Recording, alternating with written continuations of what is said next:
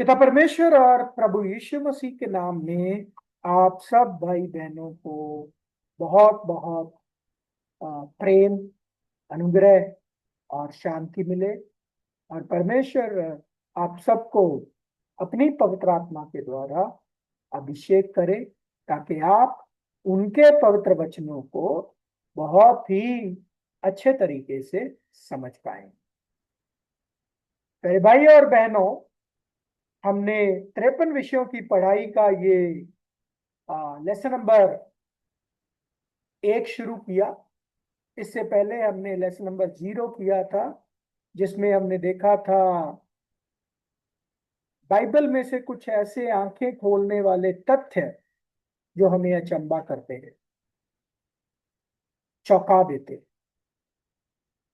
तो उसके बाद हम गए थे लेसन नंबर 1 में आए थे, और लेसन नंबर 1 था बाइबल को खोलने की चाबियां। मेरे भाई और बहनों, हमने देखा था कि बाइबल जितनी आसान किताब लगती है उतनी है नहीं। जैसे अभी अभी हमने उदाहरण देखा, आत्मा के विषय को लेकर बड़ी कंफ्यूजन है। सोल इंग्लिश का शब्द है, स्पिरिट इंग्लिश का शब्द है, 2 शब्द हैं। लेकिन इसको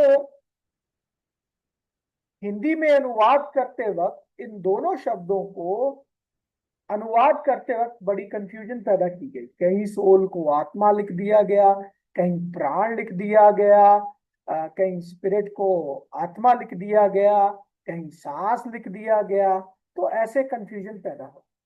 तो इन कंफ्यूजन्स को कैसे दूर करें, क्लैरिटी से हम उन विषयों को कैसे समझें? तो ये समझने के लिए हमें कहीं और नहीं, बाइबल में ही आना पड़ेगा। इन सारे प्रश्नों के उत्तर बाइबल में ही है। तो हमने शुरू किया था पिछली बार, सबसे पहले इस किताब का नाम बाइबल क्यों है। तो हमने देखा ग्रीक भाषा के शब्द बिबलो से शब्द आया बाइबल, और बाइबल का मतलब होता है किताब। इसकी किताब, परमेश्वर की किताब। परमेश्वर की किताब के 2 हिस्से हैं, पुराना नियम और नया नियम। पुराना नियम प्रभु यीशु मसीह से पहले, नया नियम प्रभु यीशु मसीह के बाद। बाइबल में कितनी किताब है? हमने देखा था बाइबल में 66 किताब है, ना उससे ज्यादा ना उससे कम। और इसको साबित करने के लिए परमेश्वर ने चिन्ह के रूप में बाइबल में कितनी किताब होनी चाहिए ये छुपा रखा है। और इसकी एक्सप्लेनेशन के लिए आप पिछली क्लास में देखिए, लेकिन फिर भी मैं आपको रेफरेंस दे देता हूं। लेव्य व्यवस्था 24वां अध्याय 5 से लेकर 7 वचन में हमने क्लियरली देखा था कि वो जो मन्ना वाला मेज है उस पे 12 रोटियों को 2 पंक्तियों में रखा जाता था, और 2 पंक्तियां 6-6 करके। तो ये रोटियां जो थी वो दर्शाता है परमेश्वर का वचन। और परमेश्वर का वचन कितनी किताब में है? 66 किताब में है। तो बाइबल को बोल सकते हैं किताबों की किताब। 39 किताब पुराने नियम में, 27 किताब नए नियम में।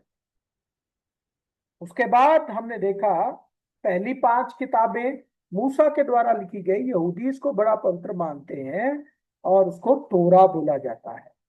बाइबल को कंप्लीट होने के लिए 1600 साल, सॉरी 1700 साल लगे। 1600 साल पुराना नियम और 100 साल नया नियम। कौन सी सबसे पहली किताब है बाइबल में लिखी गई? अयूब की किताब सबसे पहली है, और सबसे अंतिम किताब है प्रकाशित वाक्य। अभी जो भाई नए नए जुड़े हैं, इनसे जब मेरी बात हुई सैटरडे को, उनका क्वेश्चन था, ब्रदर जी हम कैसे उत्पत्ति से लेकर प्रकाशित वाक्य तक पढ़ाई करेंगे? उत्पत्ति से लेकर प्रकाशित वाक्य तक अगर आप 50 बार भी बाइबल पढ़ लोगे तब भी आपको परमेश्वर की योजना नहीं समझ आएगी। बाइबल पढ़ने का सही तरीका क्या है वो आज के इस विषय से आपको समझ में आएगा। बाइबल को लिखने वाले कितने लोग? 40 लोग। लेकिन वो 40 लोग जो थे अलग अलग बैकग्राउंड से थे, और जब हम उनकी लिखतों को देखते हैं और वो देखते हैं कि वो एक दूसरे की बात को कॉन्ट्राडिक्ट नहीं कर रहे हैं, तो हमें समझ में आता है कि बाइबल को लिखने वाला इंसान नहीं बल्कि परमेश्वर खुद है। क्योंकि ऐसी हारमनी, ऐसा तालमेल इंसानों की लिखत में नहीं हो सकता, क्योंकि एक इंसान की सोच दूसरी इंसान की सोच से भिन्न होती है, अलग होती है, कहीं ना कहीं कॉन्ट्राडिक्शन आ ही जाती है। और इसके रिलेटेड हमने वचन पढ़े थे, इब्रानियों एक और दो वचन, और उसके बाद हमने पढ़ा था पहले दूसरा तिमोथियस 3:16, जो क्लियरली डिफाइन करता है कि आ, ये वचन जो है या बाइबल जो है ये परमेश्वर के वचन है। इसको पवित्र शास्त्र बोला जाता है, ये किसी इंसान की लिखते नहीं है। उसके बाद हमने देखा एक वचन के जरिए, एक वचन के जरिए पूरे भारत देश को आजादी मिली, और वो वचन था मत्ती 5:39। प्रभु जिसमें बोलते हैं, अगर तुम्हारे कोई दाहिने गाल पर थप्पड़ मारे, उसकी ओर दूसरा भी फेर दे। मतलब अपने अपने स्वभाव का दूसरा पहलू सामने कर दे, अपने स्वभाव का दूसरा पहलू के साथ उस परिस्थिति का सामना कर। हर एक इंसान के पास दो पहलू, एक नरम, एक सख्त, ठीक है। एक अच्छा, एक बुरा, ठीक है। तो बुराई का सामना बुराई से नहीं बल्कि अच्छाई से करोगे, तो बिल्कुल आ, जो बुराई है वो अपने आप मेल्ट हो जाए। प्रभु के कहने का मतलब ये था, प्रभु के कहने का मतलब लिटरल नहीं था कि अगर तुम्हारी गाल पे एक तमाचा मारे तो तुम दूसरी भी आगे कर दो, ऐसा प्रभु का बिल्कुल कहना नहीं था। और फिर हमने देखा था कि जैसे शारीरिक भोजन दूध से शुरू होता है अंत तक पहुंचता है, ऐसे ही आत्मिक भोजन भी दूध से शुरू होकर कहाँ तक पहुंचता है, अंत तक पहुंचता है। और वो वचन हमने देखा था इब्रानियों 5वां अध्याय 12 से लेकर 14 वचन में। समय के विचार से तो तुम्हें गुरु हो जाना चाहिए था, तो भी क्या ये आवश्यक है कि कोई तुम्हें परमेश्वर के वचनों की आदि शिक्षा फिर से सिखाए, और ऐसे हो गए हो कि अन्न के बदले अब तक दूध ही चाहिए। तो मनुष्य के भोजन की शुरुआत दूध से होती है, और फिर धीरे धीरे धीरे धीरे धीरे अंत तक वो पहुंचता है। इसी तरीके से आत्मिक भोजन की शुरुआत भी दूध से होती है, अंत तक पहुंचती है। और आत्मिक भोजन में दूध क्या है? इब्रानियों 6वां अध्याय 1 से लेके 3 वचन में जो 6 चीजें बताई गई, मरे हुए कामों से मन फिराओ, परमेश्वर पर विश्वास करो, बपतिस्मे, हाथ रखने के प्रार्थना, मरे हुओं के जी उठने, अंतिम न्याय, ये सारी बेसिक डॉक्ट्रिन्स हैं, बेसिक शिक्षाएं हैं। इनको छोड़कर पौलुस बोलता है अब तुम्हें उन्नति करनी है, सिद्धता की ओर जाना है, हमेशा दूध ही नहीं पीते रहना है, ग्रोथ होनी चाहिए आपके अंदर मसीह होने के नाते। तो ये सब थोड़ी इंट्रोडक्शन के बाद हम गए पहली गोल्डन की में। और पहली गोल्डन की क्या थी? हम वचन पढ़ेंगे यशाया 28:10 पढ़ेंगे एम के साथ मिलकर। यशाया 28:10 वचन।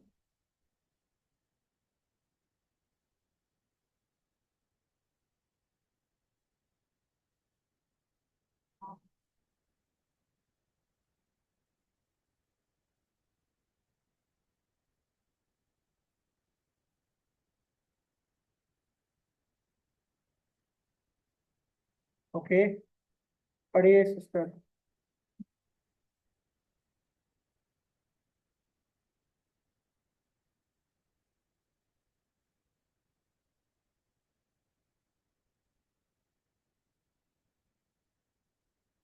मैंने आपको को होस्ट बनाया है सिस्टर। क्योंकि आज्ञा पर आज्ञा, आज्ञा पर आज्ञा, नियम पर नियम, नियम पर नियम, थोड़ा यहाँ थोड़ा वहां। आज्ञा पर आज्ञा, आज्ञा पर आज्ञा, नियम पर नियम, नियम पर नियम, थोड़ा यहाँ थोड़ा वहां। ये है पहली गोल्डन की। अगर आप बाइबल की सही शिक्षा प्राप्त करना चाहते हो, अगर बाइबल के छिपे हुए रहस्यों को आप जानना चाहते हो, ये पहली चाबी है। तो इस वचन का मतलब क्या है? इस वचन का मतलब अगर हमें कॉन्टेक्स्ट में देखना है तो 9 वचन भी पढ़ते हैं कि परमेश्वर किसको किसको अपना सही ज्ञान सिखाना चाहते हैं। ठीक है, किसको वो अपने वचनों के अर्थ समझाना चाहते हैं, इनको वो समझाना चाहते हैं, उनके लिए ये चाबी है। कौन सी? 10वें वचन में, आज्ञा पर आज्ञा, आज्ञा पर आज्ञा, नियम पर नियम, नियम पर नियम, थोड़ा यहाँ थोड़ा वहां। तो हमने क्या देखा था? हमने शब्दों को फिर डिवाइड किया, उनके मतलब देखे। इंग्लिश का शब्द था प्रीसेप्ट, प्रीसेप्ट, और दूसरा शब्द था लाइन। प्रीसेप्ट का मतलब शिक्षा, लाइन का मतलब वर्सेस, वर्स। तो शिक्षा पे शिक्षा या विषय पर विषय, विषय पर विषय, आयत पर आयत, आयत पर आयत, थोड़ा यहाँ थोड़ा वहां। तो मतलब, इसका मतलब क्या है कि परमेश्वर के वचन में बहुत सारे विषय हैं, अनगिनत सब्जेक्ट्स हैं। आत्मा का विषय, नर्क का विषय, कलीसिया का विषय, पवित्र आत्मा का विषय, पिता का विषय, पुत्र का विषय, इस्राएल का विषय, अ, हनूक का विषय, दानियल का विषय, ऐसे बहुत सारे विषय हैं। इतनी सारी भविष्यवाणियां हैं, परमेश्वर की योजना का विषय है। और इन विषयों के लिए अनेक सारी आयतें हैं, अनेक सारे वचन हैं, जो एक ही जगह मौजूद नहीं है। एक एक किताब में है, दूसरा दूसरी किताब में है, तीसरा तीसरी किताब में है। तो इसकी एग्जाम्पल हमने देखी कि हनूक का विषय हमने देखा। हनूक का जिक्र बाइबल में सिर्फ 3 किताब में होता है, उत्पत्ति में होता है, इब्रानियों में होता है, और यहूदा में होता है। और कुछ 10-12 वचन में ही हनूक की स्टोरी बाइबल में कवर होती है, अगर आप देखोगे तो। और उस स्टोरी में हमने देखा 3 वचन निकाले कि अनूप परमेश्वर के संग चलता चलता लोप हो गया। अभी इस पे आपको क्वेश्चन किया था मैंने, कहाँ लोप हो गया? तो आप बोले स्वर्ग में चला गया, या किसी का कुछ आंसर था, किसी का कुछ आंसर था।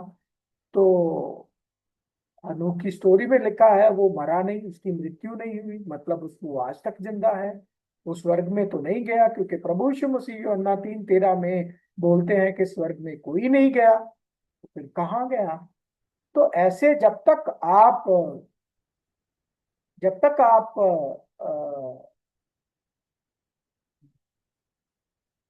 पूरे वचनों को नहीं निकालते, आप तह तक नहीं पहुंचेंगे।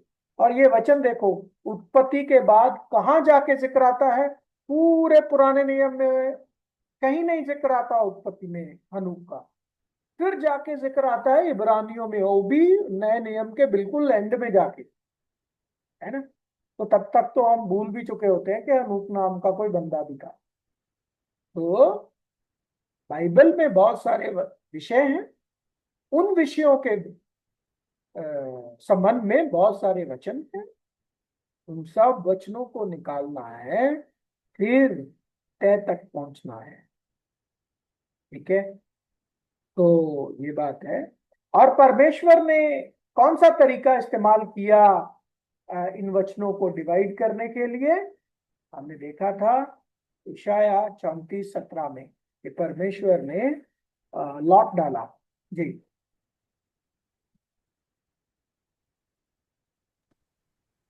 उसी ने उनके लिए चिट्ठी डाली, उसी ने अपने हाथ से डोरी डालकर उस दंश को उनके लिए बांट दिया है। वह सर्वदा उनका ही बना रहेगा और वह पीढ़ी से पीढ़ी तक उसमें बसे रहेंगे। तो परमेश्वर ने इन वचनों को कैसे डाला? अलग अलग किताबों में चिट्ठी डाल के, पर्ची डाल के। हम जानते ना वो लॉटरी सिस्टम, उसमें नाम लिख के डाल दिए जाते हैं, और जिसके नाम का आ गया वैसा। वैसे लॉट डाला परमेश्वर ने, चिट्ठी डाली, और वचनों को कौन सी किताब में डालना है वैसे डिसाइड किया।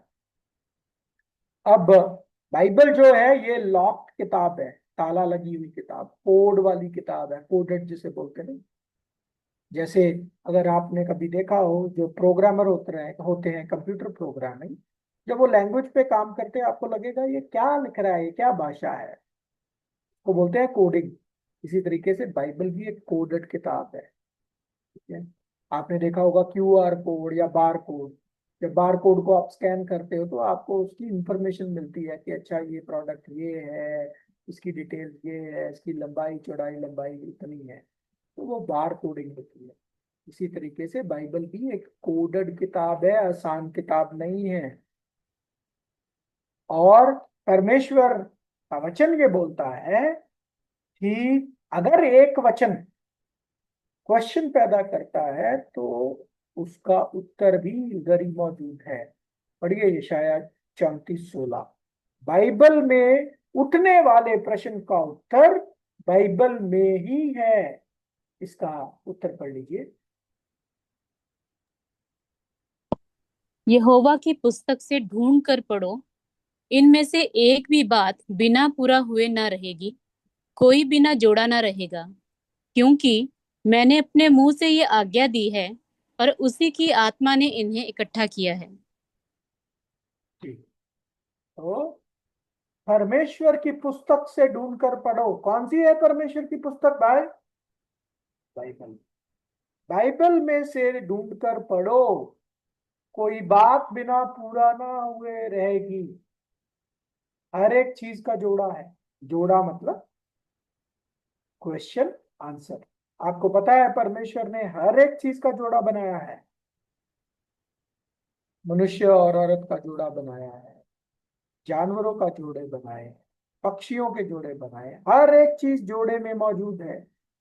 इसी तरीके से इसका अर्थ ये है कि अगर बाइबल में कहीं एक जगह प्रश्न है तो उसका उत्तर भी है, जोड़ा मौजूद है। और किसने ये किया है? परमेश्वर के मुख ने ऐसा किया है, मुख से ये आज्ञा निकली है। और जब तक किसी के पास परमेश्वर का आत्मा ना आए वो इसको इकट्ठा नहीं कर सकता। प्यारे भाई और बहनों, आज आपके पास इंटरनेट है, आपके पास टेक्नोलॉजी है, आपके पास फोन है, आपके पास यूट्यूब है, आपके पास सोशल मीडिया है, आपके पास सब कुछ अवेलेबल है। लेकिन अगर आपको लगता है कि ये सब कुछ अवेलेबल होने के बाद आप परमेश्वर के ज्ञान हासिल कर लोगे, परमेश्वर की समझ हासिल कर लोगे, ऐसा संभव नहीं है। परमेश्वर का ज्ञान, परमेश्वर की समझ हासिल करने के लिए सबसे अहम जो चीज चाहिए वो है पवित्र आत्मा। पवित्र आत्मा ही इकट्ठा करेगी, नहीं तो हमारे आंखों के सामने चीजें घूमती रहेंगी, हमें तब भी ना समझ में आएगा। और ऐसा ही होता है, मैं सच में ये बोल रहा हूं। आप इसका एहसास बाइबल स्टडी में आगे बढ़ते बढ़ते करोगे। और अंत में हमने देखा था एक सिमिलर वचन जो यशायाह 28:10 है, उससे मिलता जुलता वचन, लगभग मिलता जुलता वचन डिट्टो 13वें वचन में भी हम पढ़ते थे। और 13वें वचन में थोड़ा एडिशन थी। क्या थी एडिशन? जिससे वो ठोकर खा चित गिरे, घायल हो जाएं, फंदे में फंसकर पकड़े और पकड़े जाएं और गिर जाएं। तो इसका मतलब क्या है? ज्ञान दो तरह का है, बाइबल का ज्ञान, बाइबल की स्टडी दो तरह की। एक आगे को लेकर जाने वाली, एक गलत शिक्षा में गिरा देने वाली। अब जो भी आप पढ़ते हो, जो भी आप सुनते हो, उसका टेस्ट करना है। कैसे? जैसे हमने पिछले सप्ताह एक वचन में देखा कि, कि क्या नरक, क्या शरीर नरक में जाता है? तो आप सबने बोला नहीं। फिर मैंने आपको ये वचन दिखाया, प्रभु यीशु मसीह के द्वारा बोला गया कि शरीर नरक में जाता है, जा सकता है। और क्या? आत्मा नरक में मर सकती है।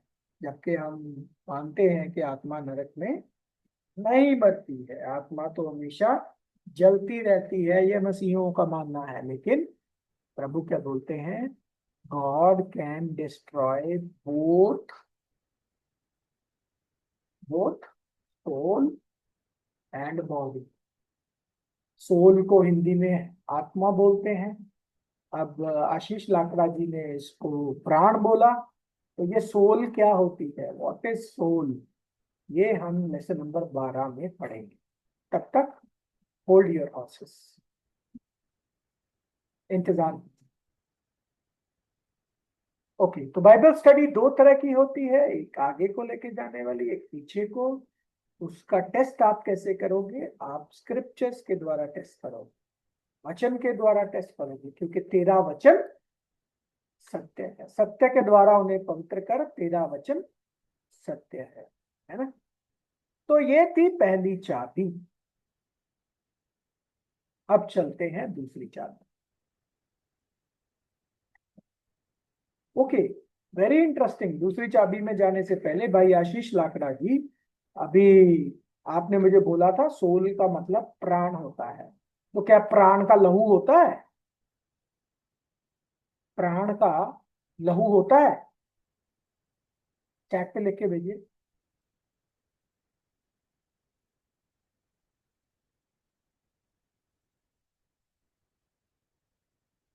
ओके, तो चलिए फिर यिर्मयाह 2:34 वचन भी पढ़ लीजिए।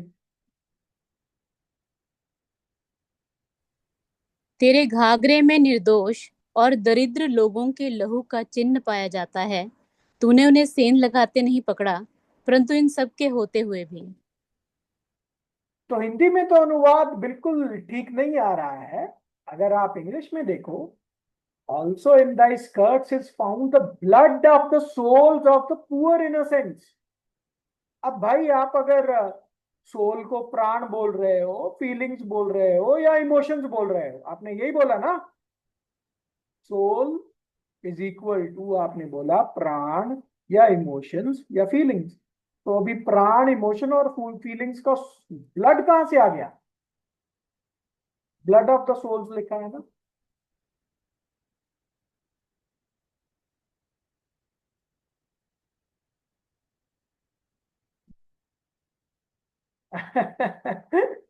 Very good, very good.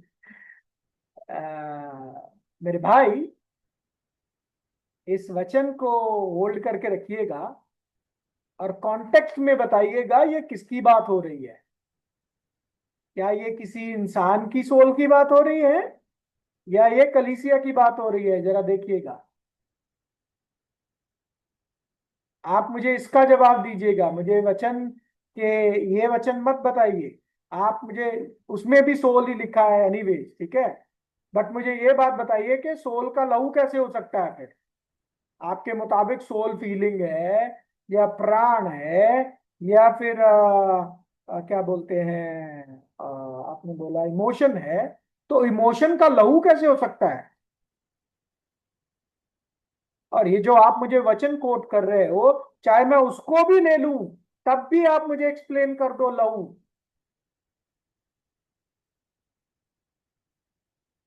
Confuse मत हो जाइए, पहले ही बहुत कंफ्यूज है, कंफ्यूजन पैदा की है क्रिश्चियनिटी में गलत शिक्षाओं ने।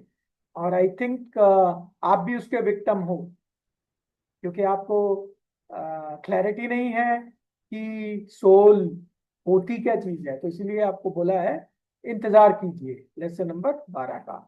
लेकिन यहां पे सिर्फ ये नोट कीजिए कि सोल का ब्लड होता है।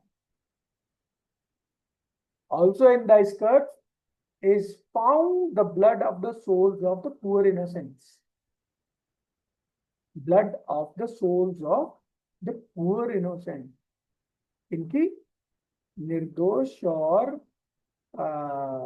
गरीब लोगों की आत्माओं का खून, खून के दाग तुम्हारे उस पे मिले हैं घाघरे पर।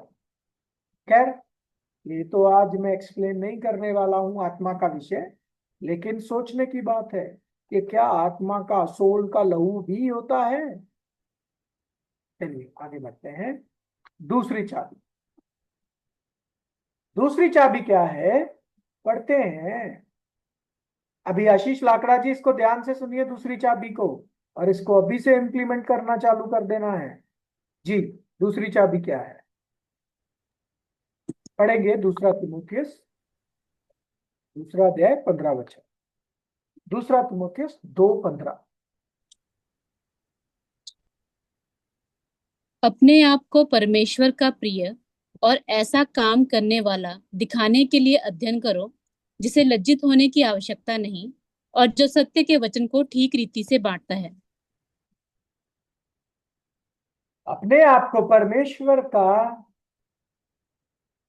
ग्रहण योग्य और ऐसा काम करने वाला ठहराने का प्रयत्न कर जो लज्जित होने ना पाए और जो सत्य के वचन को ठीक रीति से काम में लाता हो। इंग्लिश में है, study to show thyself approved unto God, a workman that needeth not to be ashamed, rightly dividing the word of the truth। अब इस वचन को थोड़ा हम ब्रेक करके समझें, इसका मतलब क्या है। तो पहले हिस्से का मतलब क्या है? स्टडी। स्टडी क्या? स्टडी बाइबल की जब आप पढ़ाई करते हो, जब आप बाइबल स्टडी करते हो, जरूरी नहीं कि आप कॉलेज में ही जाके बाइबल स्टडी करते हो। जब आप निजी पढ़ाई करते हो घर पे, तो उसको इस तरीके से करना है ताकि वह जो आप पढ़ रहे हो, जो आप समझ रहे हो, वो परमेश्वर की ओर से अप्रूव्ड हो। मतलब परमेश्वर की ओर से वह पढ़ाई अप्रूव्ड हो, जो आप पढ़ रहे हैं, जो आप सीख रहे हैं। और एक ऐसा कार्य करने वाला, परमेश्वर का ऐसा सेवक बनना है, ए वर्कमैन। मतलब ऐसा सेवक बनना है, अगर आप वचनों को दूसरों को बता रहे हो, जिसको शर्मिंदा ना होना पड़े, लज्जत ना होना पड़े। कैसे लज्जित हो गया? अगर आप not rightly dividing the word of, अगर आप परमेश्वर के वचन का सही अनुवाद नहीं करते, वर्ड ऑफ ट्रुथ को सही रीति से डिवाइड नहीं करते, तो आप शर्मिंदगी का सामना करोगे। किसके ओर से? किसी इंसान की ओर से नहीं, परमेश्वर की ओर से। परमेश्वर की ओर से शर्मिंदगी का सामना करने वाले कार्यकर्ता नहीं बनना हमने, ऐसे सेवक नहीं बनना है जिनको शर्मिंदगी मिले परमेश्वर की ओर से, बल्कि ऐसे वचन पढ़ने हैं ताकि हम परमेश्वर के वचनों का सही अनुवाद कर सकें, rightly dividing the word of truth. ठीक है। अब इसका अर्थ क्या हुआ? इसका अर्थ ये हुआ कि बाइबल जो है ना, बाइबल 3 तरह की भाषा में लिखी गई है। आपको पता है, आज मनुष्य जाति में भी डिफरेंट फॉर्म्स ऑफ लैंग्वेज इस्तेमाल होती है। कवि जब कविता लिखता है तो वो कविता के रूप में, पोइटिकल रूप में लिखता है। कोई ड्रामेटिकल, ड्रामा वाली उसमें लिखता है। कोई और तरह का रूप इस्तेमाल करता है। तो इसी तरीके से बाइबल जो है, वो पूरी की पूरी साधारण भाषा में नहीं है। बाइबल 3 तरह की भाषा में लिखी गई है। मैं पढ़ने लिखने वाली भाषाओं की बात नहीं कर रहा हूं, मैं फॉर्म की बात कर रहा हूं। 3 तरह की फॉर्म में लिखी गई है। एक है साधारण भाषा, साधारण भाषा, साधारण। दूसरा है दृष्टांतिक भाषा, और तीसरा है चिन्ह की भाषा, साइन लैंग्वेज, चिन्ह की भाषा, है ना। तो सिंबॉलिक जिसे बोलते हैं, सिंबल्स, चिन्ह इस्तेमाल किए गए। ठीक है। साधारण भाषा, सीधी सीधी बात, उसकी एग्जांपल सीधी सीधी। कि तू पुत्र जनेगी, उसका नाम यीशु रखना, ये सीधी सीधी बात समझ में आती है। तो ये साधारण भाषा है। पैराबॉलिक भाषा जो है, पैराबल्स में लिखी गई या दृष्टांतों में जो लिखी गई, वो क्या है? वो है छोटी छोटी कहानियों के रूप में आत्मिक मतलब छिपे हुए हैं। ठीक है, छोटी छोटी कहानियां जिसमें आत्मिक मतलब छिपे हुए हैं।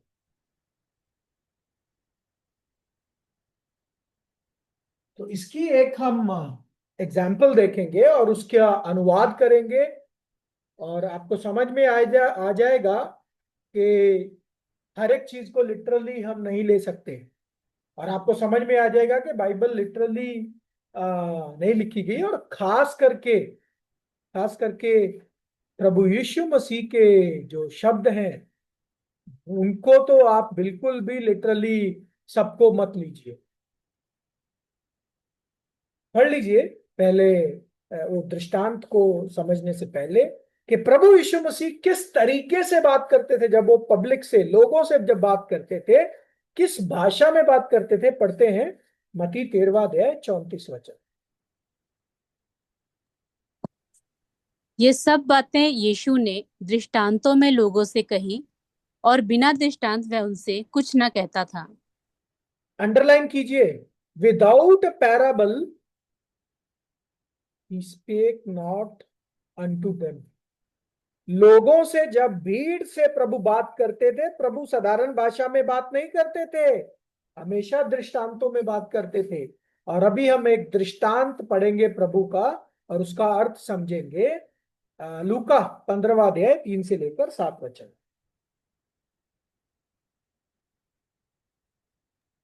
ये दृष्टांत है खोई हुई भेड़ का दृष्टांत। अब इसका अर्थ क्या है पढ़ेंगे। लूका 15 3 से लेकर 7। तब उसने उनसे ये दृष्टांत कहा, तुम में से कौन है जिसकी 100 भेड़ें हों और उनमें से एक खो जाए, तो 99 को जंगल में छोड़कर उस खोई हुई को जब तक मिल ना जाए खोजता ना रहे। और जब मिल जाती है, तब वह बड़े आनंद से उसे कांधे पर उठा लेता है और घर में आकर मित्रों और पड़ोसियों को इकट्ठे करके कहता है, मेरे साथ आनंद करो, क्योंकि मेरी खोई हुई भेड़ मिल गई है। मैं तुमसे कहता हूँ कि इसी रीति से एक मन फिराने वाले पापी के विषय में भी स्वर्ग में इतना ही आनंद होगा, जितना कि 99 ऐसे धर्मियों के विषय नहीं होता जिन्हें मन फिराने की आवश्यकता नहीं। तो ये जो दृष्टांत है, इस दृष्टांत को आप सबने सुना है, पढ़ा है। ये खोई हुई भेड़ का दृष्टांत है, और बहुत पॉपुलर दृष्टांत है। खास करके कब पढ़ा जाता है? बपतिस्मे के टाइम पर पढ़ा जाता है। और क्या समझा जाता है कि वो एक इंसान जो बपतिस्मा ले रहा है, वो कौन है? वो थी वो खोई हुई भेड़। अब वो लौट कर आ गई है। आ, अब उसके आने पर बहुत बड़ा जश्न होना चाहिए। ऐसा ही है ना? ऐसा ही अनुवाद आप जानते हैं, आप ऐसा ही अनुवाद करते हैं, राइट?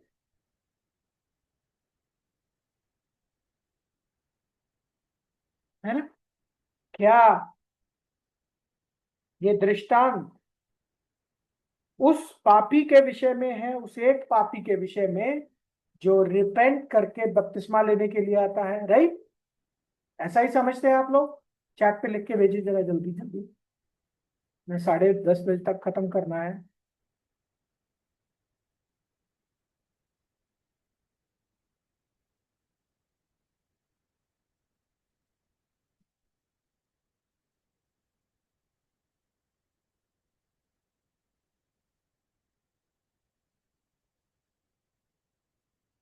ओके, तो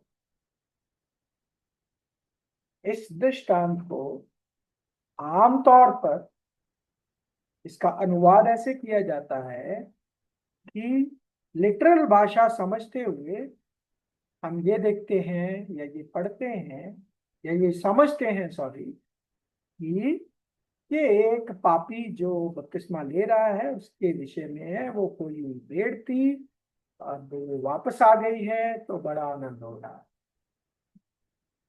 लेकिन क्या जो हम समझ रहे हैं उस दृष्टांत का अर्थ वैसा ही है? अनफॉर्चुनेटली आपको जानकर हैरानी होगी और शायद आपको ठेस भी पहुंचे, इसका अनुवाद ऐसा नहीं है। कैसे? अभी आप देखेंगे। अगर आप ध्यान से 7 नंबर वचन को पढ़े तो, ध्यान से पढ़े तो, शब्दों पर फोकस करें तो क्या पढ़ते हैं देखते हैं। मैं तुमसे कहता हूं कि इस रीति से एक मन फिराने वाले पापी के विषय में भी स्वर्ग में इतना ही आनंद होगा जितना के 99 ऐसे धर्मियों के विषय नहीं होता जिन्हें मन फिराने की आवश्यकता नहीं। अब मेरा क्वेश्चन ये है, अगर ये साधारण भाषा है तो क्या इतने धर्मी इस पृथ्वी पर थे, हैं या होंगे? कितने? 99।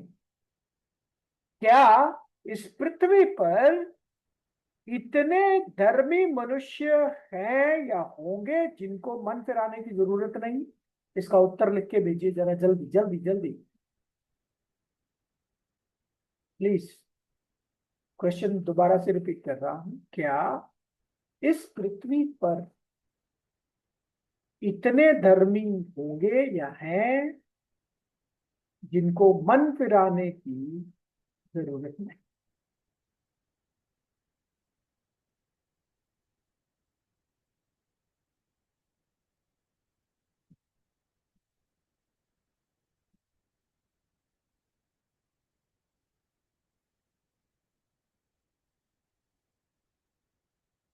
Very good Hemant Kumar ji. कोई और?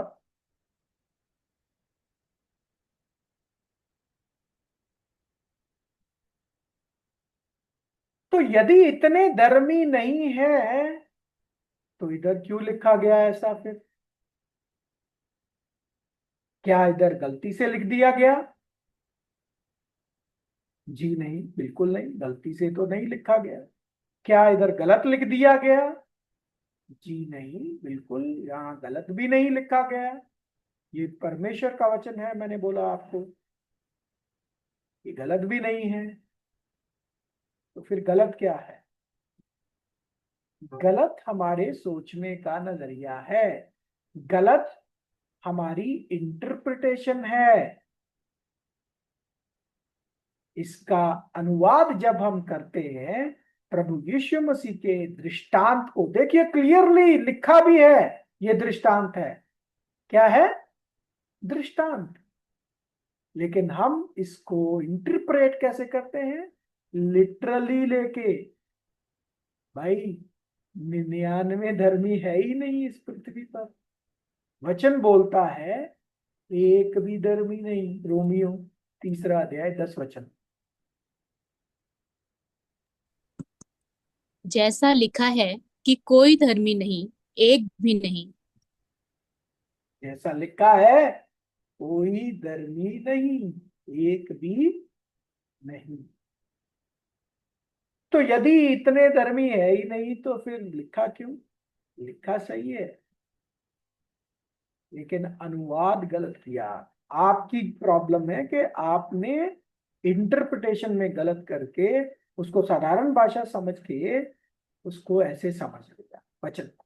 नहीं, लेकिन उसका अर्थ क्या है अब हम अर्थ समझे। इस दृष्टांत में पिता परमेश्वर अपनी तस्वीर दिखा रहे हैं। क्या बोलते हैं कि एक मालिक है, उसकी 100 भेड़े। आपको पता है पिता परमेश्वर अपने आप को चरवाहा बोलते हैं। भजन संहिता 23:1 पढ़ेंगे। भजन संहिता 23:1 देखिए, अनुवाद बाइबल से आएगा अभी जी। यहोवा मेरा चरवाहा है, मुझे कुछ घटी न होगी। तो पिता परमेश्वर चरवाहे हैं और उनकी बहुत सारी भेड़ें हैं। तो बोले, मान लीजिए उदाहरण के तौर पर उनकी 100 भेड़ें हैं। अब 100 भेड़ें क्या है? 100 सृष्टियों की बात हो रही है। खाली 100 सृष्टियां नहीं है, परमेश्वर की बहुत सारी सृष्टि है। सिर्फ उन्होंने समझाने के माध्यम से एक दृष्टांतिक रूप में बोला कि परमेश्वर की बहुत सारी सृष्टियां हैं, उसमें से मनुष्य जाति एक सृष्टि है। मनुष्य जाति में से एक बंदा वो भेड़ नहीं है, पूरी मनुष्य जाति एक भेड़। इसी तरीके से कुत्तों की प्रजाति एक भेड़, गाय की प्रजाति एक भेड़। इस तरीके से अलग अलग सृष्टि, कितनी सारी सृष्टि है। ये सारी की सारी सृष्टियां परमेश्वर के आज्ञा पालन में। उनमें से एक भेड़ कोई, कौन? कुत्तों ने पाप किया, गाय ने पाप किया, शेर शेर ने पाप किया, पक्षियों ने पाप किया,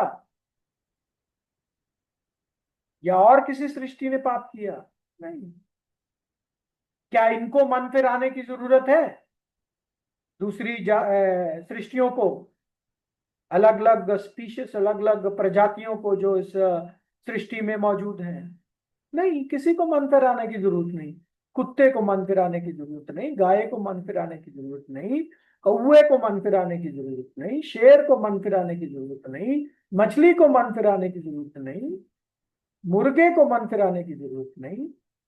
सिर्फ एक ही ऐसी सृष्टि है जिसको मन फिराने की जरूरत है, वो है मनुष्य जाति। और वो खोई हुई भेड़ भी मनुष्य जाति ही है।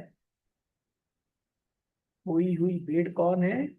एक इंसान नहीं, बल्कि पूरी मनुष्य जाति। और जिस दिन पूरी मनुष्य जाति मन फिरा लेगी, जिस दिन मनुष्य जाति मुड़ जाएगी परमेश्वर की ओर, उस दिन असली आनंद होगा स्वर्ग में। तो प्यारे भाई और बहनों, परमेश्वर ने इसका इंतजाम भी किया। ये कहाँ खो गई? ये जो सृष्टि, ये खो गई पाप के द्वारा, मृत्यु में खो गई। अब इसको ढूंढने के लिए परमेश्वर ने किसको भेजा? परमेश्वर ने जगत से ऐसा प्रेम किया कि उन्होंने अपना इकलौता पुत्र भेजा। इतना प्रेम किया इस सृष्टि से कि इस सृष्टि को ढूंढने के लिए उन्होंने अपने पुत्र को भेजा। और पुत्र ने सलीब पर अपनी जान देकर अपने लहू के मोल से मनुष्य जाति को खरीद लिया। अगले विषय में हम देखेंगे उनके इस बलिदान की एप्लीकेशन। ये बलिदान किसके लिए दिया गया, वो भी आपको अचंभा करेगा। तो ये है इस दृष्टांत का मतलब। क्या है? इस दृष्टांत में तस्वीर दिखाई गई है परमेश्वर की और परमेश्वर की आज्ञाकारी सृष्टि की। उस सृष्टि में बहुत सारी सृष्टियां हैं परमेश्वर की सृष्टि में। उनमें से एक सृष्टि कोई, कौन सी? मनुष्य जाति। जब ये तौबा करके वापस आएगी, अपने आप से नहीं आएगी, उसको भी ढूंढने के लिए परमेश्वर ने अपने इकलौते पुत्र को भेजा। तब ये मनुष्य जाति, जब ये मनुष्य जाति पूरी तरह से सब लोग तौबा करके वापस आएंगे, तब जाके स्वर्ग में आनंद होगा। तो ये है दृष्टांतिक भाषा। तो प्यारे भाई और बहनों, दो भाषाएं हमने देखी। कौन सी? दूसरी चाबी के तहत हम देखते हैं कि हमें बड़ी जिम्मेदारी के साथ परमेश्वर के वचन को पढ़ना है और उसका अनुवाद करना है। अगर हमने गलत रीति से अनुवाद किया तो हम शर्मिंदगी उठाने वाले कारीगर बनेंगे।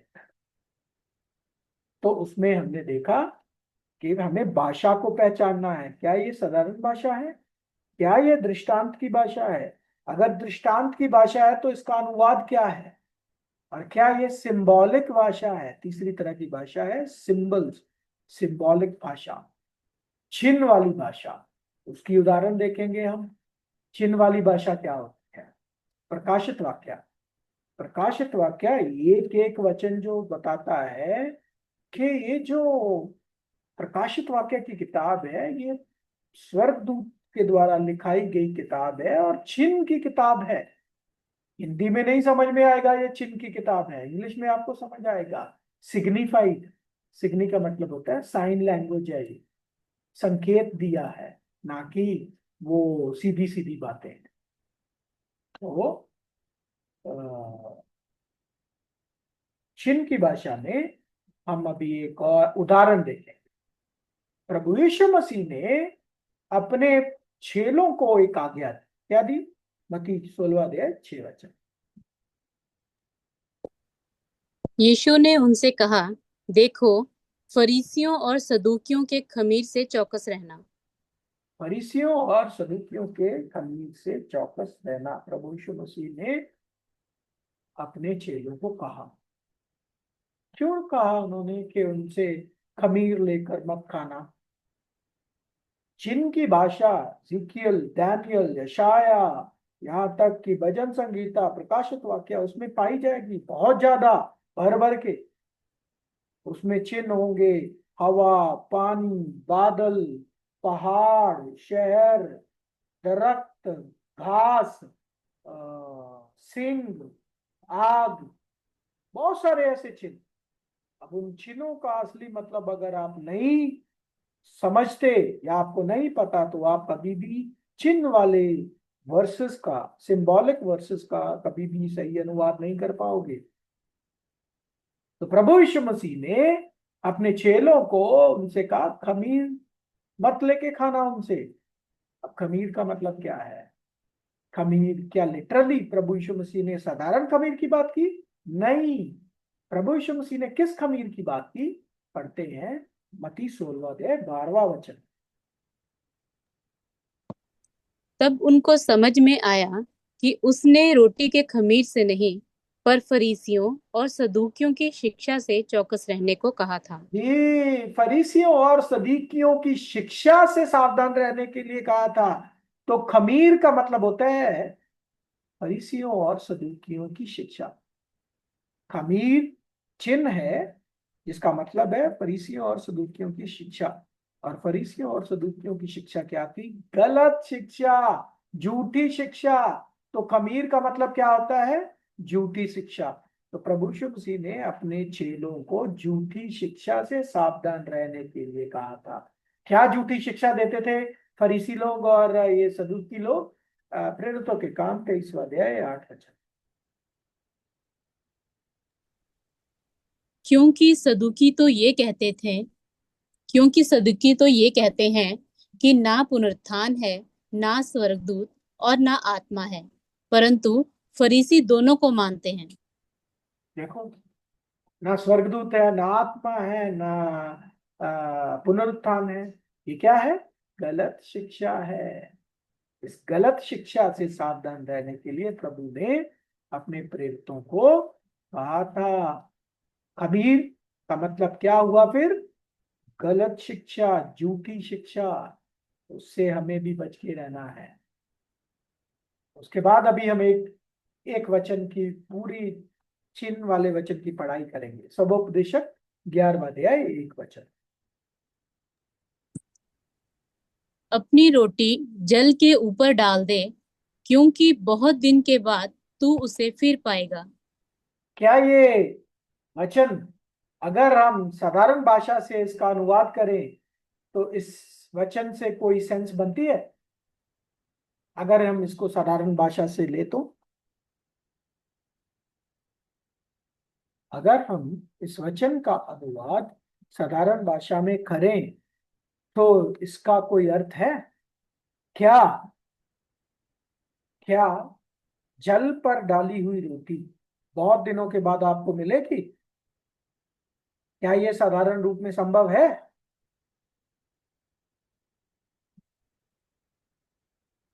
चैट पे लिख के भेजिए उत्तर।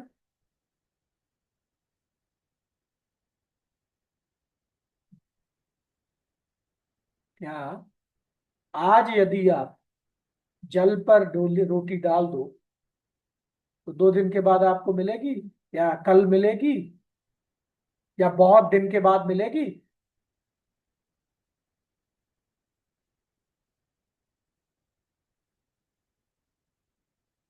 नहीं, राइट। तो वो इस वचन का अर्थ क्या है? अभी कोई चैट पे लिख के नहीं भेज रहा है।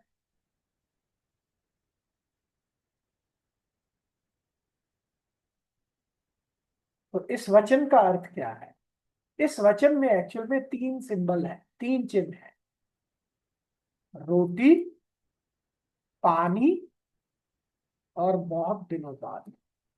जब आप इन इनको इन आपको इन 3 चिन्हों का मतलब समझ में आ जाएगा, इस वचन का सही अनुवाद भी समझ में आ जाएगा। तो चलो, इन 3 चिन्ह का मतलब देखें। कौन कौन सा? रोटी, जल, और बहुत दिन बाद। रोटी का मतलब क्या है? कौन बताएगा रोटी का मतलब? रोटी चिन्ह है, इसका मतलब क्या है?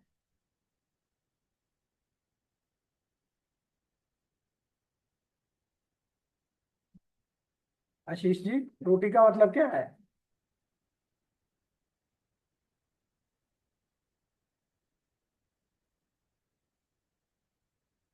यस, परमेश्वर का वचन।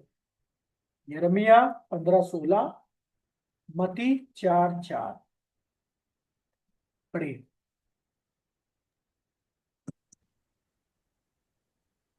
जब तेरे वचन मेरे पास पहुंचे, तब मैंने उन्हें मानो खा लिया, और तेरे वचन मेरे मन के हर्ष और आनंद का कारण हुए, क्योंकि हे सेनाओं के परमेश्वर यहोवा, मैं तेरा कहलाता हूँ।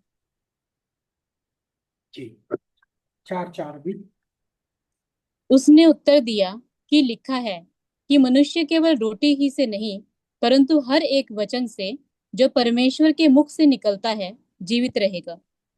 तो रोटी का मतलब है परमेश्वर का वचन। पानी का मतलब क्या है? प्रकाशित वाक्य 17:15 में है।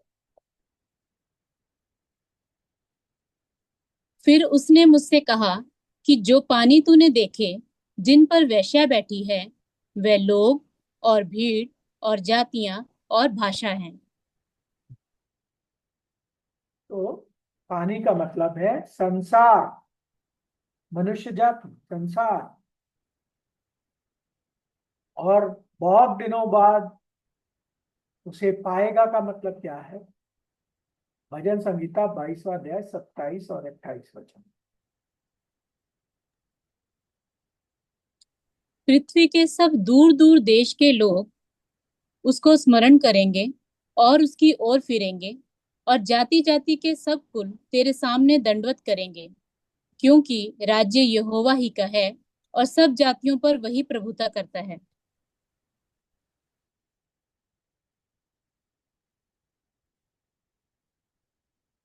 तो जी क्या बोल रहे हो? आपका म्यूट है क्या? नहीं, मेरा म्यूट नहीं है। सबको सुनाई दे रही है मेरी आवाज, राइट?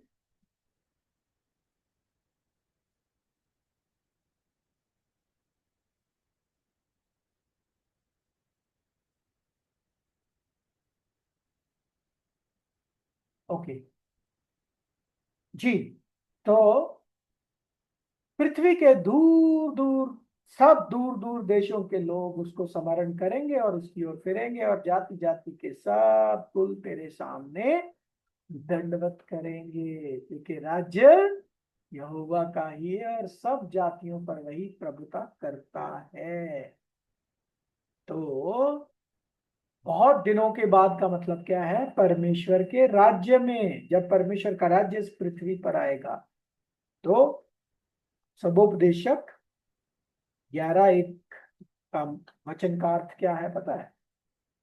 अपनी रोटी जल के ऊपर डाल दे, मतलब आज आपके पास अवसर है, आप जो वचन जानते हो वो संसार में छोड़ दो, संसार में बोल दो। हाँ, लोग आपके बातों का विश्वास नहीं करेंगे, आपका टट्ठा उड़ाएंगे, आपकी बात को नहीं मानेंगे, वो आपकी सरदर्दी नहीं है। आप वचन छोड़ दो, बहुत दिन बाद इसे फिर पाएगा। मतलब जब परमेश्वर का राज्य इस पृथ्वी पर आएगा, यही वचन को जिसको आपने किसी को बताया है, वो इंसान खुद बोलेगा और एक्नॉलेज करेगा। ये है इस वचन का अर्थ। लेकिन यदि आप चिन्हों को पहली बार आइडेंटिफाई नहीं करते, पहली बात, अगर उसको पहचानते नहीं, दूसरी बात, अगर उन चिन्हों का अर्थ आपको नहीं समझ में या नहीं पता कि उसके रिलेटेड कौन से वचन हैं, तो आप कभी भी इस वचन का सही अनुवाद नहीं कर पाओगे। प्यारे भाई और बहनों, दूसरी चाबी में हम क्या सीखते हैं कि हमें जब परमेश्वर के वचन की पढ़ाई करनी है तो हमें सही अनुवाद करने के लिए भाषा को पहचानना है। क्या ये साधारण भाषा है, क्या ये दृष्टांतिक भाषा है, या फिर ये चिन्हात्मक भाषा है? अगर दृष्टांतिक और चिन्हात्मक है तो उसके चिन्हों का अर्थ क्या है और फिर उसका सही अनुवाद करना है। और बाइबल में तुक्के नहीं मारने हैं कि चलो जी मैं तुक्के मार के अनुवाद करता हूं, नहीं। आपको या तो पता है या नहीं पता है। अगर पता है, आप कंफर्म्ड हो कि उसका उत्तर क्या है, सही है, बोलो, नहीं तो बोलो नहीं पता। नहीं पता में शर्मिंदगी की कोई बात नहीं है। हम सबको, मुझे खुद बहुत सारी चीजें नहीं पता है बाइबल में से ही, उनके मतलब नहीं समझ में आते आज भी, तो उसमें कोई शर्मिंदगी नहीं है एक्सेप्ट करने में। हाँ, इसके बजाय कि मैं गलत अनुवाद आपको बता दूं, तो आपको सही भाषा पहचान के फिर उसके अनुवाद में जाना है। यह है दूसरी चाबी। दूसरी चाबी में हम क्या देखते हैं? बाइबल 3 तरह की भाषा में लिखी गई है, उसको सही तरह की भाषा को पहचान के चिन्हों के रिलेटेड वचनों को लेकर फिर अनुवाद करना है। तीसरी चाबी क्या है? Topical study. कौन सी? Topical study.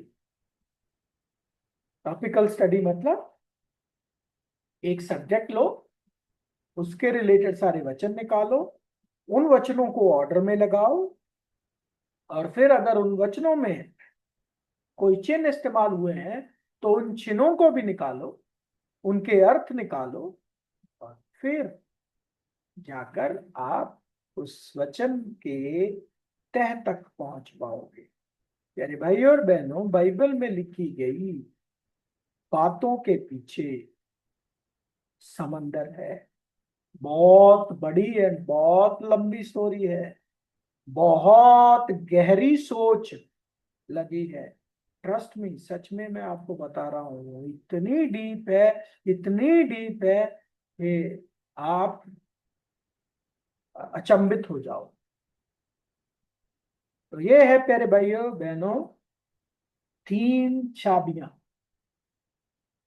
शिक्षा पे शिक्षा, शिक्षा पे शिक्षा, आयत पे आयत, आयत पे आयत, थोड़ा यहाँ थोड़ा वहां, पहली चाबी। दूसरी चाबी, 3 तरह की भाषाएं। और तीसरी चाबी, टॉपिकल स्टडी। टॉपिक लेकर पढ़ाई करनी है। उत्पत्ति से प्रकाशित वाक्य, उत्पत्ति से प्रकाशित वाक्य, उत्पत्ति से प्रकाशित वाक्य पढ़ने से परमेश्वर की योजना नहीं समझ में आएगी। जी, अब हम ध्यान करेंगे कुछ चिन्हों पर। बाइबल में कुछ चिन्ह हैं जो आपकी समझ के लिए आपको बताना है। यिर्मयाह 23वां अध्याय 29 वचन में आग और हथौड़ा, इनकी तुलना परमेश्वर के वचन के साथ की गई है। तो आग का मतलब, आग चिन्ह है, और आग का मतलब परमेश्वर का वचन। हथौड़ा चिन्ह है, उसका भी मतलब परमेश्वर का वचन। उसके बाद अगला चिन्ह है ज्योति। भजन संगीता 119वां अध्याय 105 वचन। तेरा वचन मेरे पाँव के लिए दीपक और मेरे मार्ग के लिए उजाला है। तो ये ज्योति या लैंप जिसे बोलते हैं, ये भी, लैंप का मतलब क्या है? परमेश्वर का वचन। ज्योति का मतलब क्या है? परमेश्वर का वचन। और इसके विपरीत अंधकार का मतलब क्या है? यशाया 60:2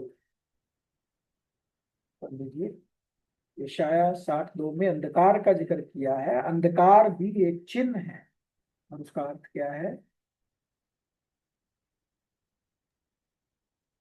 देख, पृथ्वी पर तो अंधियारा और राज्य राज्य के लोगों पर घोर अंधकार छाया हुआ है, परंतु तेरे ऊपर यहोवा उदय होगा और उसका तेज तुझ पर प्रकट होगा। ठीक। तो ज्योति हमने देखा परमेश्वर का वचन, और अंधकार जो होता है वो ज्योति का उल्टा होता है।